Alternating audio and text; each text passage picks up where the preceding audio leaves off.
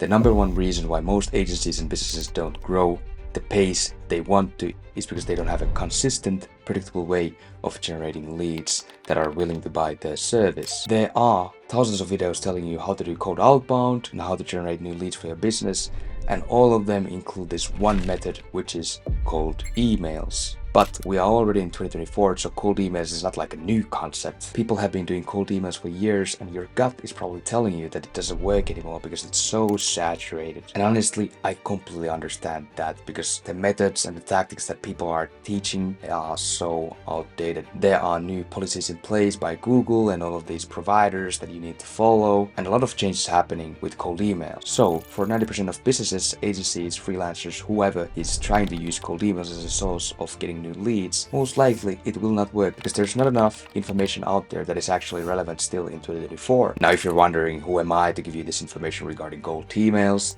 I'm Kasper, the founder of Leadsify. We've been doing cold emails for over 50 B2B businesses. We've generated multiple millions in revenue to our clients with cold emails. And in the past 2 months, we've booked around 550 meetings to our own agents. So I'm going to highlight 7 steps to make cold emails work for you in 2024. Now, let's start with the most important one, which is number 1, creating a strong offer. Now, in 2024, you can only compete if you have a strong offer. You simply cannot compete with all the others if you have a bad offer or you don't have a clear value proposition that you're trying to sell via cold emails. You need to have a specific niche that you want to be working with. You need to have a clear process on what are you going to be doing for them and a time frame and a guarantee. But please also keep in mind when you're doing these offer frameworks, and maybe you're watching Hormozy or Sabri Subi or any of these guys teaching you about offer frameworks and offer creation, please do not create offers like everyone in the space. So for example, I can probably see 100 agencies that are a lead generation agency that is guaranteeing 8 to 12 sales calls per month on a 100% performance basis, or we refund you. Now, that is an offer, but it's a bad one because everyone is doing that. So please don't be like 99%. When everyone zigs, you zag, meaning that you want to have something unique about your value proposition. You don't want to be a commoditized offer. You need to be a little bit different from the competition. And also keep in mind, who are you speaking to? So let's say your ICP is some sort of like IT technical companies. You don't want to reach out to technical people in a very like creative and weird way, or maybe you want. You need to test out for yourself. But what we noticed is, for example, when you're reaching out to creative people, you can be a little bit more creative with your copy, maybe send some jokes and overall just play around with the copy. Now, when you're reaching out to technical people, they are more analytical, so you need to have the approach accordingly. So just keep in mind, who is it exactly you want to be targeting? Craft an offer or a value proposition that simply resonates with them. Second step, you need to build a quality email list of these leads you want to be working with. Now, I'm not going to go into all the intricacies how you are going to be scraping the leads. There are so many different ways. You can use tools like Ocean, you can use tools like Apollo, Find a Mail. There's so many that you can use. Do the research yourself, what works for your ICP. If it's like, go out there, once you get those lead lists scraped, make sure you clean them with GPT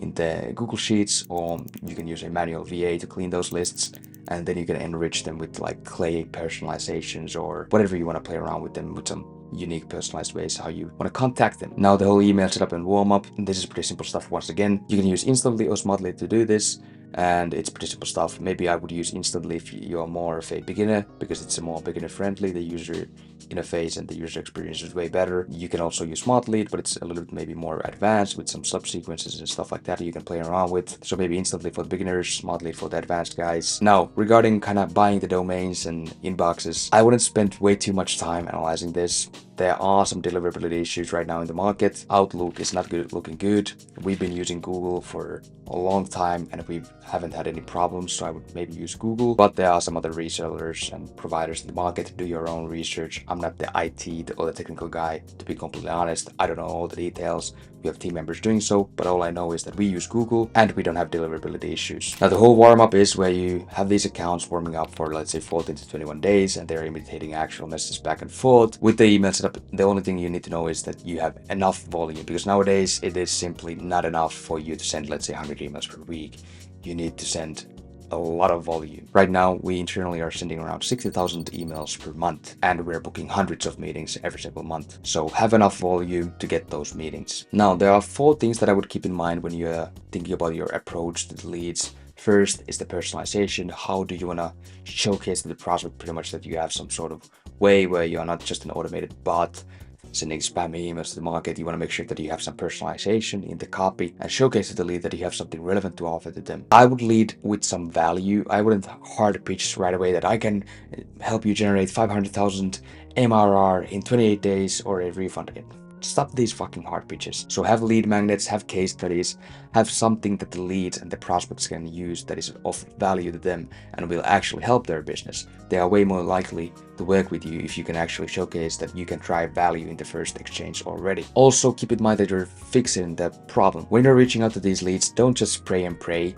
You need to know their pain points. You need to do the market research to understand what are they struggling with. And then, pretty simple, you offer the solution for that. Now, case studies and testimonials. If you have been able to collect any case studies or testimonials that pretty much just do the talking, do the selling for you, please use those. Pretty much word of mouth via digital format sent to your prospects where they can see that, hey, this guy worked with you and he's praising your service. Why not use those? And especially case studies. If you have case studies where you help a company grow pretty quickly, let's say you help them add 60,000 in monthly recurring revenue in 90 days, then you can showcase that, hey, I did this for another startup, etc., etc.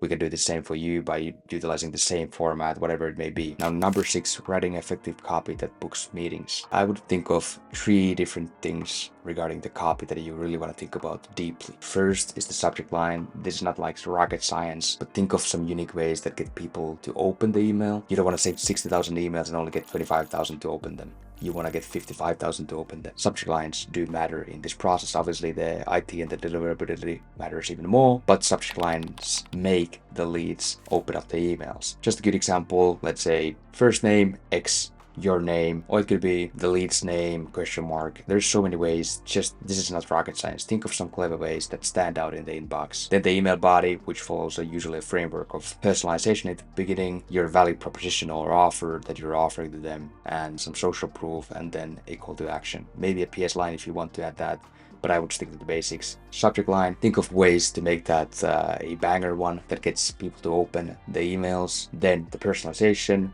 think of ways where you can personalize directly to them that showcase that you are sending a relevant approach to them. Just as an example of a good personalization, credits to Matt Weiler about this, an absolute killer in the lead generation space. He made a tweet about this and I remembered this somehow, where you make a localization based personalization. For example, I'm reading it out loud. So I saw company name, it's right by us in city, and then a brief AI personalized compliment about the prospect's company. And if you're targeting smaller businesses, which in usual cases you are, this should work quite well. Just as an example, there's so many ways you could personalize.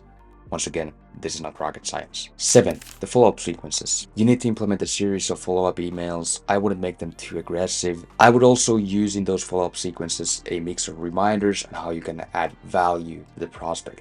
There are a lot of people reaching out to different people with just, hey, just bumping this up in the follow-ups. Hey, just following up. Hey, I'm just checking in if you have seen this. Most likely they have.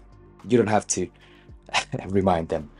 Sometimes you want to remind them. Don't do it in such a boring way. Be more unique in the follow-ups. The money is in the follow-ups. I would really emphasize social proof, case studies, lead magnets in the follow-ups rather than just following up. Also, what I like to do in the follow-ups is make it pretty easy for the prospect. So sometimes I like to play around with, let's say, I give them like A, B, C, D options. So for example, I say A, maybe you're interested, but you're skeptical and you need more info. B, maybe you are having your summer holidays, sipping mojitos in Bali, and you just are not opening your emails right now. C, maybe this pizza isn't for you. Some jokes are like that. Make it easy for the prospect. Have some options, A, B, C, D. The whole idea of the follow-ups is to get the prospect to respond. So optimize the whole follow-up sequences for the prospects to make it easy to reply. Don't send follow-ups with like, hey, book a meeting with me here. It won't work in 2024. So this was basically all the basic information you need to actually get your cold emails to work in 2024. Not the most advanced stuff. I can go into the advanced stuff later on, but right now, just the basics. This is enough for you to get results with cold email in 2024. Optimize for volume, optimize for deliverability, optimize for good copy, optimize for good follow-up sequences, etc., etc. I wanted to make this more beginner focused because these are the absolute fundamentals you need in 2024 to succeed with cold emails. In the beginning, there will be a lot of things you need to learn regarding cold emails, what subject lines work, what CTAs work, what campaigns work, targeting, a lot of things for you to master. You can go out there and try your absolute best to make it work for you. I highly advise that because cold email can be a weapon for your business. Or if you are right now in a position where you're already running an established agency, but still you're struggling to generate leads predictably and you don't know how to do cold emails and stuff like that. But if you don't want to do that and you want someone else to handle all of this boring stuff for you, you can book a call with our team in the link in the description and apply to work with us where we can handle all of this stuff for you and actually guarantee that you get results with cold email. But if not, go ahead and implement this advice for yourself and go out there in the market and make cold email a weapon for your business.